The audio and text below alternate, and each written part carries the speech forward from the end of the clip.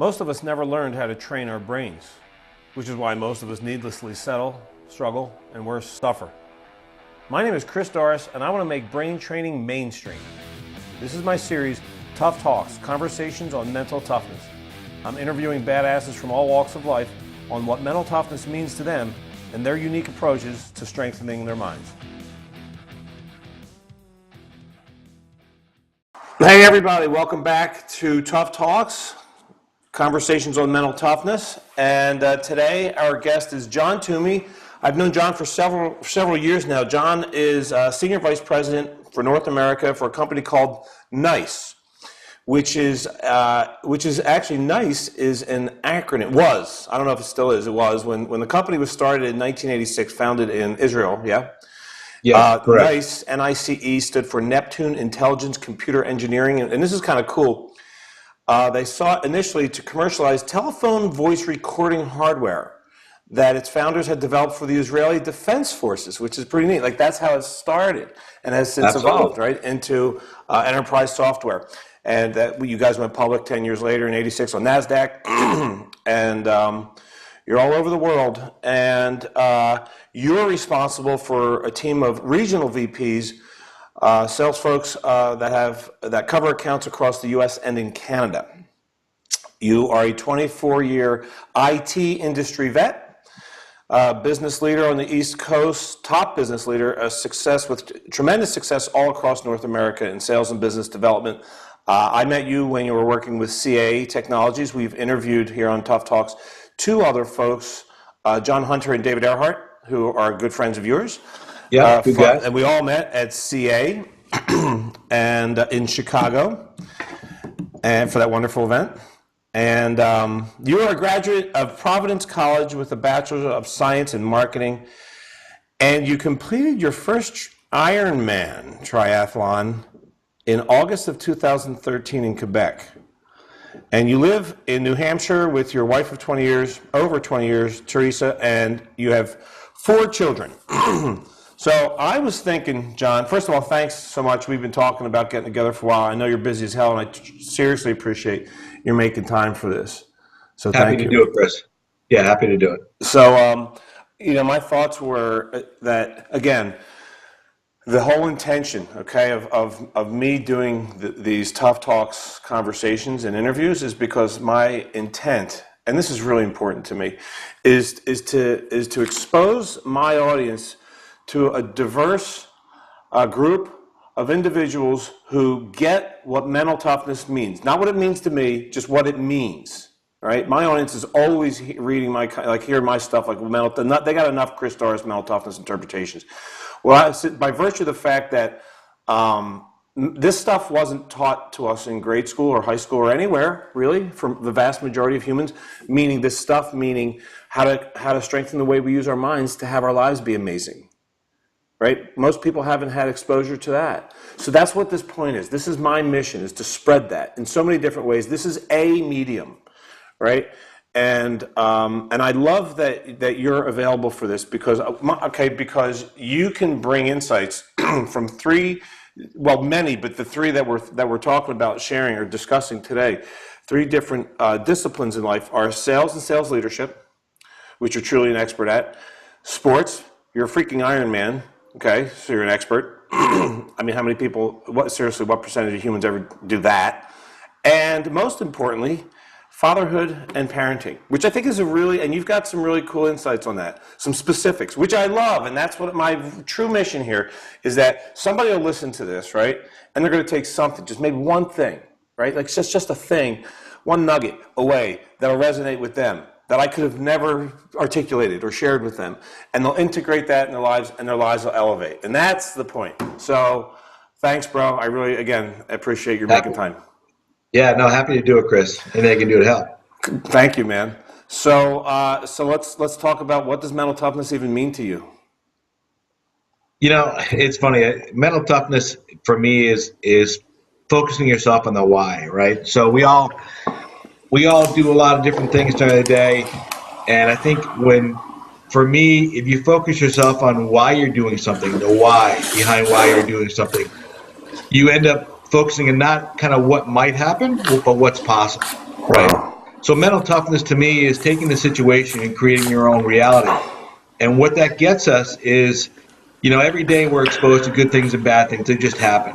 But our ability to be able to take that experience, good or bad, and make it into our own reality and not be kind of a victim to it is our way of looking at life and being mentally tough. Mental toughness for us, for me, and I've talked to a lot of my teams about it, my family about it, is, we make a decision as soon as we get out of bed in the morning what kind of day we're going to have. The stuff that happens to us is just stuff that happens to us. But as soon as we get out of bed, if we decide we're going to have a good day, everything that happens during the day is a self-fulfilling prophecy of the good day we're going to have. And the bad things just happen. If we decide, it's going to be a rotten day, then guess what? We stub our toe, we can't find the keys to our car, we're late for class, we're late for a meeting, and it's a horrible day. So by waking up every morning and thinking and determining your outcome, you've already decided. The stuff that's going to happen is just going to happen. You know what your outcome is going to be because you've determined it as soon as you woke up. That's what I love about you. Mental toughness. Hey, preach, brother. Yeah, baby. Holy, okay, well, thank you, everyone, for joining us. Wow. Alrighty then, if that's how this conversation is going to go, we are in for a real treat. That's man. You just said a million things that that I could respond to. You reminded me. I recently wrote an article or a blog on, and it might have been a video blog. I don't remember, but it was entitled like "The Wrong Side of the Bed." It's one of the most interesting phrases, right, that I've ever heard. It's one of the weakest, most victim-y sentences I think anybody could say, right? Which is, "Oh, I just woke up on the wrong side of the bed today." Like, what does that even mean? Right. Yeah. It's just for me. I have a kind of a crude expression. I said, "There's no points for being a victim." Yeah, right? No one cares. No one cares. Dude, you think that's crude? You guys are so. Yeah, you New Englanders are so pleasant. Come to hang out in Philly for a minute. That ain't crude, baby. Yeah. That's just sweet. Exactly. I get that though. That's beautiful. Yeah, you get no points for being a victim. So what's the opposite of being a victim? The opposite of being a victim is, again, we're going to be faced with a lot of challenges. We're faced with challenges in our lives. We're faced with challenges in our business. We're faced with challenges in our family. And, and I actually learned this from you. I'm not going to plug you all this time, but, being able to understand the reaction you're feeling and owning that reaction, saying, listen, I'm feeling this way, and why am I feeling this way? And then changing that reality, right? So whatever reaction you make, worst case is neutral. It's what we call above the line. And best case, you actually change your outcome. And I think that when having the opposite, it means that we're constantly changing direction, right? We're constantly reacting to the things that happen to us. And our mental state and our mental outcome and our positivity is affected by things external input. It's not being faced internal. So what I mean by that is, again, we talked about you lost your keys, you're late, or you didn't get something done. That's reactive, right? That's not positive. And so when something some external input happens to us, and we don't change that, then we become a victim to it, and that creates our own reality.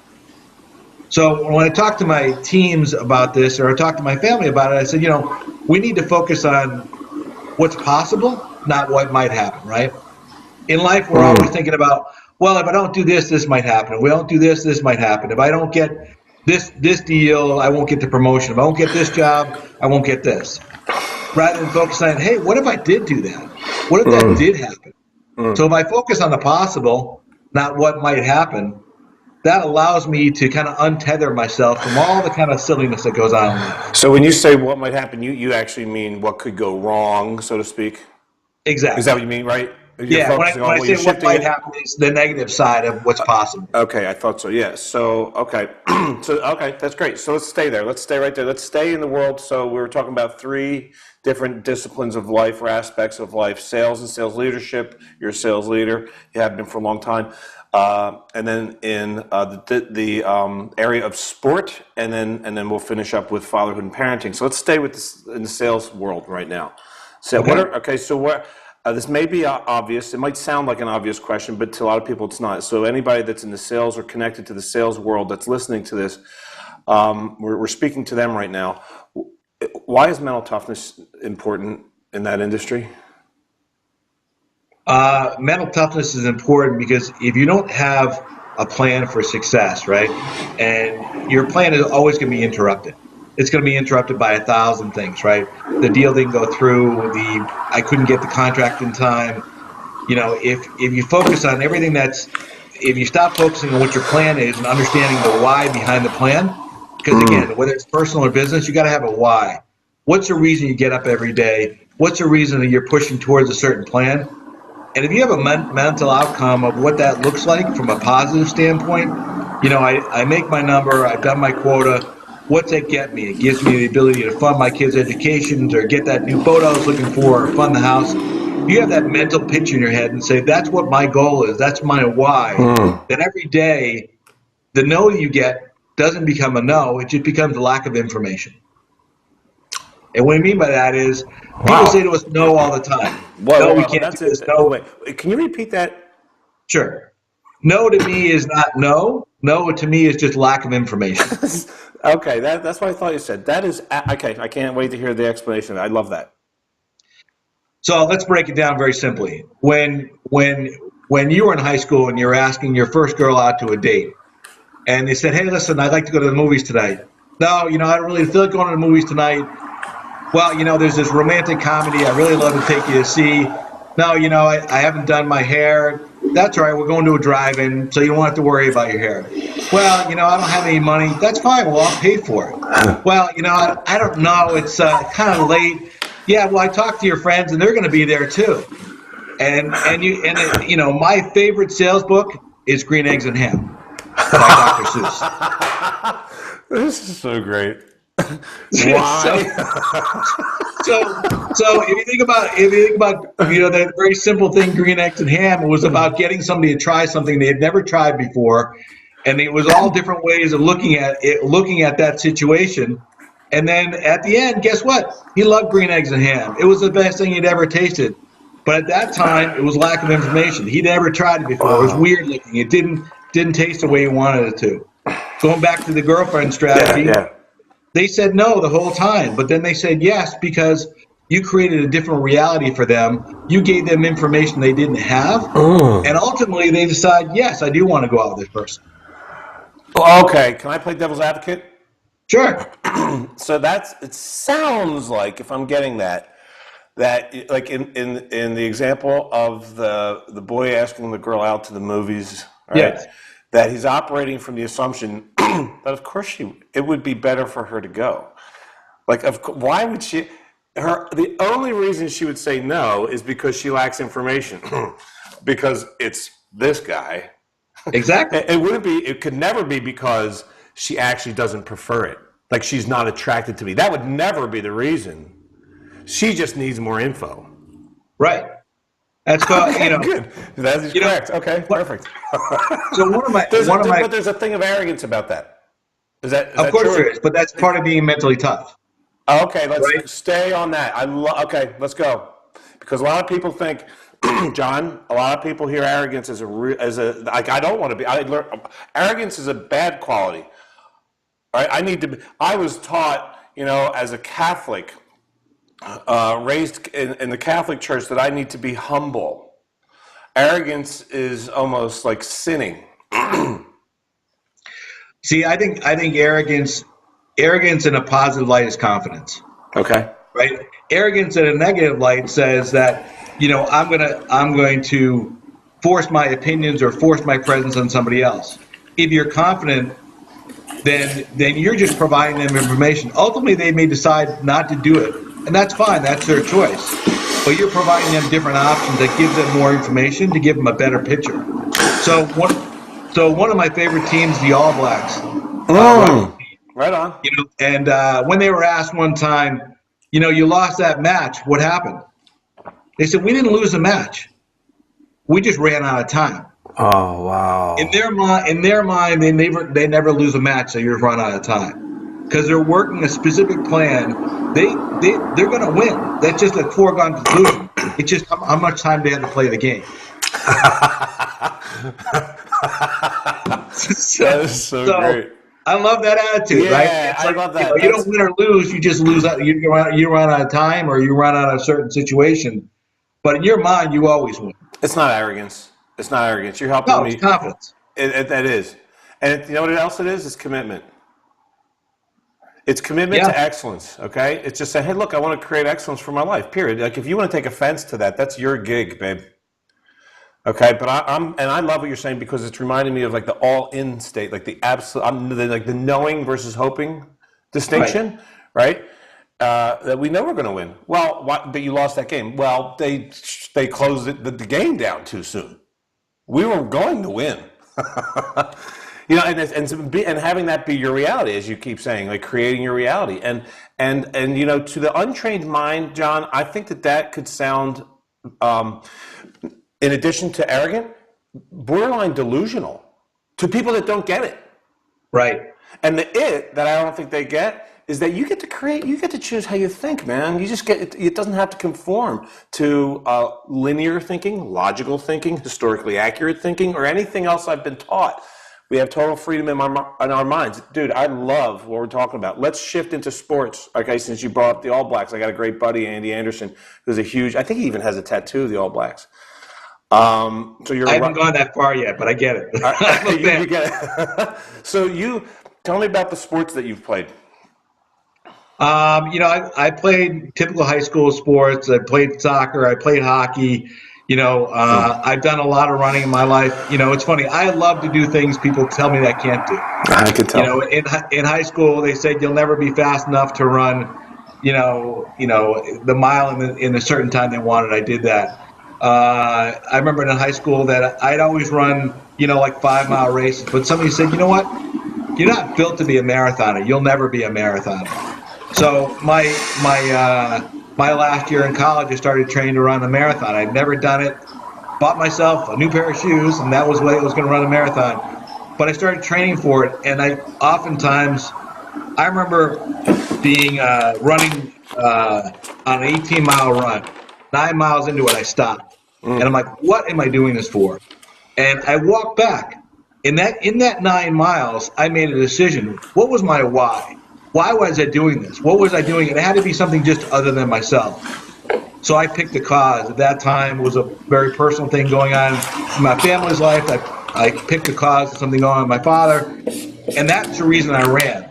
So every mile I ran, I thought about why I was running, and it wasn't because I was running to make myself do a marathon. It was running because I was doing something for my father instead of me. That is so huge. Man, you're amazing. So everything you say reminds me of some really powerful stuff. Like, for example, I did an interview very recently with Adam Archuleta. I don't know if you know who he is. He's a former NFL superstar, and he played here at Arizona State University. And he said how his whole life he used the naysayers as fuel. He chose, right? He chose to have his reality be that's when someone says, like a friend of his said, dude, why do you work out so much? It's not like you're going to go pro. And then he used that, right? And it's basically like, oh, thank you for saying that, because you just maximized the likelihood, because I'm using that as fuel, dude. And he ultimately became, at the time, the highest paid safety in the history of the league. And then also recently I interviewed a guy, a superstar physical trainer, and that title falls way short of who he is in the world. His name is David Jack. And I just talked about him yesterday. I gave a talk up in Scottsdale, and I told a story about him. But I interviewed him, and my intro to him is the story that you just reminded me of, which is you're talking about dedication. David Jack is big. He's the physical trainer on the Katie Couric show, and he's also big time Men's Health magazine trainer. He's big time, right? But beyond that, he's big time human. His heart is the size of his body. You know, and he always talks about, he wears a bracelet, and every day he writes something else on it. He can erase it, what he's dedicating to. And that's what you're saying. You dedicated to your father. And I just told that story yesterday, right, to a group of business leaders about how much more powerful we are when we use that tool. So that's a takeaway for listeners, right? There's so many takeaways, but let's just isolate that. is that when I dedicate what I'm doing to someone else, I tap into a reservoir of strength that I didn't know I had. It's like an extra fuel tank. And that's No exactly question. what you're saying. Yeah, I think it's and since then, every race I've run, and I've run a number of them, I've always taken the race and dedicated to somebody. Because when you're in the deepest bowels of training and you're running a hill or you're swimming or you're doing whatever you're doing, there's a moment there you're saying, this is silly. Why am I doing this? This doesn't make any sense. I'm never going to be able to do this. Yeah. I'm not that good. I'm not that guy. I'm never going to be able to do that. But you tap into the fact that you untether yourself from what might happen and you think about what's possible, which is, hey, wouldn't it be great if I ran this race and I could go back to my father and say, I ran this race for you. And wouldn't it be great seeing yourself cross the finish line? And what's that mental picture look like? And then taking a snapshot of that and put it into your life every day. So that's what your focus is, not the hardship of training or the hardship of whatever you're going through at the time. So to clarify, you just offered two very specific tools for the moments in life when we start to doubt ourselves. And one is shift your internal focus away from what sucks now or what could go wrong in the future to what's possible, and then I'll add to that, like what actually am I grateful for now, and then in the future what's possible, and that'll drive me. And you can pile on with, and let's go outside me. Right. Let's go into someone else's world, right? Let's commit and dedicate this to someone or something else outside of me, and let's have this be for them. Those two things alone are huge mental toughness tools. Way to go. Thank you so much for bringing that stuff up. That's beautiful. Let's go into the third category. So we've covered sales and sales leadership. We've covered some sports. Now let's go into family life. Let's talk about, and this is unique. I can't wait to hear. I'm not a dad, so I can't speak to this, okay? I can't wait to hear you talk about mental toughness, specifically in relationship to fatherhood or parenting in general. There's an old saying that there's no playbook for being a father. There's a lot of advice, there's a lot of books you can read out there, but until you hold your own child in your hand and look at it and say, okay, I'm responsible for this person for the rest of their lives. It's not a sometime thing, it's an always time thing. And I'm fortunate to have my parents still living. They're 84 years old, and they still parent me. And I'm less than that, but I'm more than 20. So they're still parenting me, and I think that's the responsibility. If you let the responsibility of that weigh on you every day, that can be a really difficult thing because you're just all about responsibility. But if you think about, what if I do a good job and my life is good and I have faith in God and I do the right thing by this person, what could this person be, and what would that look like? And you start imagining in your mind the possibilities that they have. And so you stop thinking about all the stuff that you're doing wrong, because you're doing something wrong every day when you're parenting. No question about it. And you start focusing on the things I'm doing right. And if I do these things right, what's that going to get me in the outcome? And more importantly, what's that going to give them the possibilities to do? Then the things that you do wrong, you do better at the next time. Because you've got to focus on not the daily activity, but you got to focus on what the outcome is going to be, which is them growing up as a happy, healthy, moral child. And that's huge. I'm detecting a common thread here, which has to do with, the common thread through all of this conversation. So it doesn't really matter. We could start talking about woodworking, and you're going to say the same stuff. And like mental toughness with relationship to building cabinets. And you're going to say, think about your why and think about your possibilities. Yeah, absolutely. Absolutely. Listening to you, it is abundantly clear that this is a way of life for you, brother. Yeah, it's you've practiced this. This is all like automatic for you. That's obvious to me because you keep. We didn't plan this. Okay, this is spontaneous. This is completely unpremeditated. We didn't have any warm-ups. Right? This is a totally organic conversation, and you keep repeating certain words like the why and possibilities. This is obvious to me that you practice this constantly. You have made this your way of practicing experiencing reality. Thank you for that. I appreciate it. I do work at it every day. I think that life's all about balance. I mean, to me, life's a three-legged stool. Okay. It's mind, body, and spirit. Okay. Right? You seek balance in mind, body, and spirit. Whether you feed your mind, you keep your body in shape the best of your ability, and you focus on your faith, whatever that faith may be. As long as you keep all those three legs strong, you can do anything. As soon as one of those legs, it starts to falter, you start to see it right away. You don't seek balance, and that balance gets disrupted. Guess what? Your life starts falling in a different direction. And then you realize one of those legs is not as strong as it should be, and you focus on that leg to achieve balance again. But balance, to me, is the underlying theme that allows us to do all this. When we were at the beginning of right before we started recording, I was just testing out the audio and stuff, and I asked you to just start talking. And you started to say something, and I don't remember what it was because I wanted you to stop. I didn't want to hear it. I wanted us to talk about it like unpracticed, right? Unrehearsed. Yeah. So I don't even remember what it was, but it was something when we were talking about, and I said, I hope if you're cool with it, we can talk about mental toughness with respect to parenting. And you said 3 things. Did it start with the letter H? I don't remember what it was. It was, let's see, faith, family, and fundamentals. Okay, that's it, right. I don't have any idea. So talk to me about that. Faith, family, and fundamentals. So it goes back to, faith, family, and fundamentals is mind, body, and spirit, right? So that's just a different way of saying it, but faith is what's your faith, right? For me, I believe in God. I'm a Roman Catholic. I practice my faith. I rely on my faith every day to help guide me in the direction I want to go.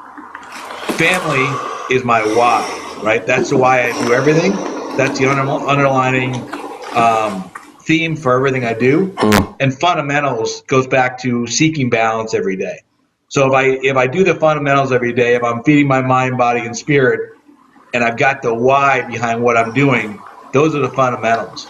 And I can do anything I want and put it in that context. Let's spend a second or two before we wrap up talking about how, like some practical offerings, some more practical offerings on how you feed your mind.